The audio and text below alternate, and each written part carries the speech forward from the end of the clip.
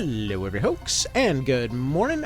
So a few folks have asked me to kind of take a quick peek at this sort of Convalarria thing, see if it's something that, looks interesting or what have you, which, yeah, I mean, based on everything that you can already see in front of you, this looks pretty darn neat. I don't know how much of this is actually accurate, but based off a few things, I have a feeling that this is going to be one of those cases of a game that's essentially really darn good, just kind of maybe a bit sketchy on the monetization side on the backfield there, mostly because it's coming out of that newer Chinese market situation lately, where it seems like they've got a good amount of high budget, well made games with, again, some sketchy monetary practices, but potentially are punching above their supposed weight class, as it were, as far as actual design and things go. Now, basically what I'm looking for whenever I'm looking at an SRPG is just interactions in general. Like, is it something that's actually going to kind of bring back that experience of going and, playing chess with my brother every day? Is it going to bring back that experience of going and destroying all these towns made of Lego as a kid, or any of that? Like, is it going to bring back that experience, more or less? And in general, truth be told, if I was looking at this trailer any other day, outside of a lot of the details looking pretty darn nice, like, for example, I love seeing the little kind of background details on the shelves, the plants, the books tilted over in particular ways and what have you, that kind of lived-in feel that you see in a lot of, especially like FFT and Tactics Ogre titles. It does give the impression of a lot of attention to detail. The way that the backgrounds, for example, you see in the background where they have, different layers to the towns there, still having an entire town fleshed out instead of just cheaping out and going for a landscape only. That kind of stuff, it does seem like there's a good bit of detail going on here. Again, as far as I can tell.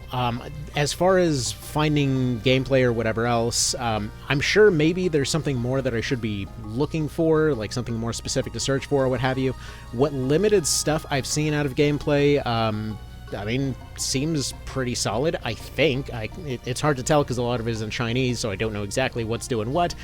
I'm hoping that it does something more similar to, again, an FFT or a Tactics Ogre, with that whole kind of physicality feeling to all of it.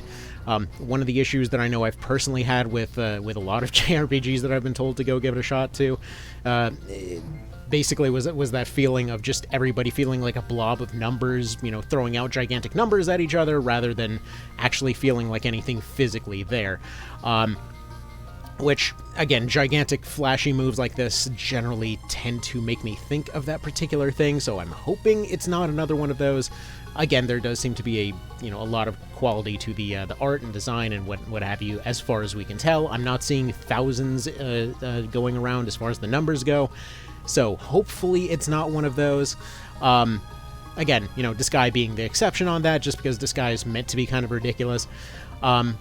Mostly, my only skepticism, which I say skepticism lightly here, just simply because, the thing's coming out basically with the whole freemium model, so, how skeptical can you really get?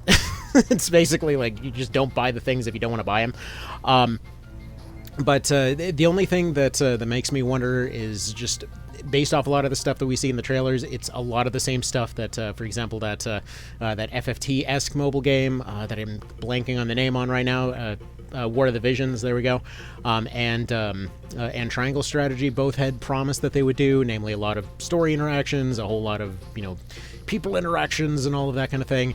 And, like, for example, you see the boulder scene in the trailer here, and it's immediately making me think of the tree scene from War of the Visions, where they're like, oh, there's going to be all this interaction between all your people, and then it's a mechanic that they use once out of, 100 maps, And I do mean that literally. Like, there were, by the time that I gave up on that thing, I was a few hundred maps in, they had used some of the mechanics maybe once, and it was just, I was really mad at that game. Anyway, mostly because they just, they promised a return to form with a lot of things, and it was just all about the the monetization there. But as far as what we're seeing in terms of the environmental interactions, in terms of seeing stuff catching fire or what have you. Again, making me think of the way that Triangle had gone and promised a lot of those things, which they technically worked in the early game and then didn't scale up. Based on the numbers that we see right here, at least, we see some lower numbers in the 50s to 100s. We see other numbers popping up to at least up to the, 500 or so.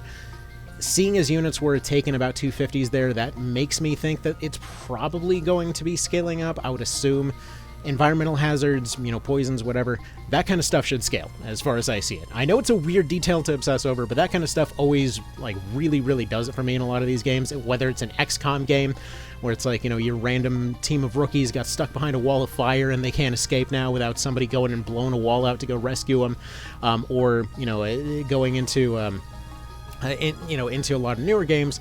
It just, it adds a lot to the immersion of a world when stuff like that is consistent. Which, granted, given that you're seeing the furry ears every now and then, you're seeing, beast people, whatever else, there's only so much immersion going on here. But in general, this looks like that's one of the things they're paying attention to. I hope, anyway. So, gonna dig into more on this one as it comes along. Like I said, videos on this one seem to be all over the place. I don't know how potentially out of date some of the stuff was that I was able to find on it. Like there was a PvP video, for example, showing almost a Armored Core Verdict Day-esque type situation where you're setting up a sort of barricade fortress kind of thing, and then you just sort of set up a challenge map and then somebody challenges your challenge map, which to me, the way that that's set up, that kind of makes me think that, maybe stuff will be fairly kind of balanced out in terms of who can fight what. Always the problem when it comes to RPGs in this kind of context is going to be when somebody just comes in with something ridiculous, because somebody always will, where suddenly strategy stops mattering. And it's a problem with all the RPGs in general, but especially if you're going to have a PvP system of some sort, there's always something. I mean, you had that every other time when it was when doing that whole War of the Visions thing, where just somebody that went and bought the really expensive thing just immediately deleted your entire party, and it's what was the point of making this a strategy game exactly? So either way, I'm hoping that they pull it off. Honestly, I would probably have never even noticed a lot of this stuff. But of all the weird things, they had Matsuno giving an interview about it. As in, he was the one literally asking things for the interview. So that situation was just strange enough for me to be like, what the hell's going on here? That's not how that usually works. Usually, he's the one giving awkward answers to his own games. What's the deal with this? But it seems like, as far as the music goes, seems like they brought in... dang it, why am I blanking on the name right now? I'm sure you already know. For the music, it seems like they had some solid choices there. As far as the art, it seems pretty darn solid. As far as, hopefully, the gameplay design, what they're promising, seems pretty solid. And obviously, it's coming in at a price of free $99, so, it is what it is. So, yeah, as soon as there's an option to cover it, and by the way, the guy whose picture was up there, that was the guy that seemed to show a bunch of videos here and there of the Chinese version, so I'm sure they can give you quite a bit more information about all this stuff. They might have responded to some of the messages I left, I don't know. Either way, that was just kind of my 2 cents on the thing. So, yeah, have yourselves a good one. Take care. Let me know what you think. If you have any more information, please do share. But yeah, I'll see you then.